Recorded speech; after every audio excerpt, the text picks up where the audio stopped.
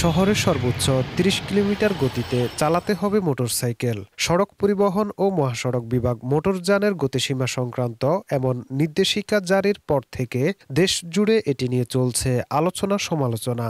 এবার প্রকাশ্যে এর প্রতিবাদ করেছেন একদল মোটরসাইকেল চালক। ১২ মে রোববার দুপুরে রাজধানীর বনানী বিআরটিএ এর সামনে বাংলাদেশ মোটরসাইকেল কমিউনিটির ব্যানারে এই মানববন্ধন অনুষ্ঠিত হয়। এতে শতাধিক মোটরসাইকেল চালক অংশ নেন। এ সময় তারা বলেন, শহরের ভেতরে মোটরসাইকেলের সর্বোচ্চ গতি ঘন্টায় ৩০ কিলোমিটার নির্ধারণ বিজ্ঞানসম্মত নয়। আমরা কিন্তু সবসময় কন্ট্রোল করে চালানোর চেষ্টা করি মোটরসাইকেল। আমরা ৩০ হইলে অসুবিধা নাই, আর ৫০, তবে ৩০ হইলে একেবারে এটা হয়ে যায়, অর্থাৎ ৪০ বা ৫০-এর ভিতরে থাকতে হবে। এটা হইলেও আসলে এটা হইলে কোনো সমস্যা নেই, কিন্তু ধরুন ৩০ হইলে একেবারে স্লো হয়ে যায়।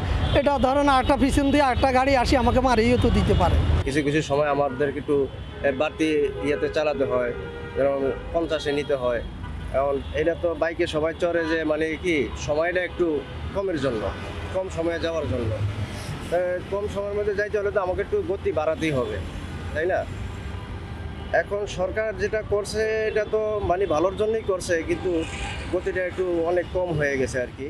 একই সড়কে ভিন্ন ভিন্ন যানবাহনের জন্য ভিন্ন ভিন্ন গতিসীমা দুর্ঘটনা আরও বাড়াবে বলে আশঙ্কা বাইকারদের। তাই এই সিদ্ধান্ত পুনর্বিবেচনার দাবি জানিয়ে তারা বিআরটিএ চেয়ারম্যান বরাবর স্মারকলিপি দিয়েছেন। তাদের হাতে থাকা প্ল্যাকার্ডে লেখা ছিল, ৩০ কিলোমিটার গতি অর্থনীতির ক্ষতি।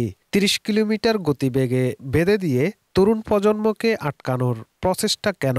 বেপরোয়া সব যানবাহন আসল ভিলেন, তবুও কেন বাইকের প্রতি নিয়ম দিলেন? এ ধরনের বিভিন্ন রকম প্রতিবাদমূলক স্লোগান নিয়ে তারা প্রতিবাদ করতে থাকেন। প্রায় আধা ঘন্টা যাবৎ তারা এই প্রতিবাদ জানান। পরে তারা বিআরটিএ এলাকা ত্যাগ করেন।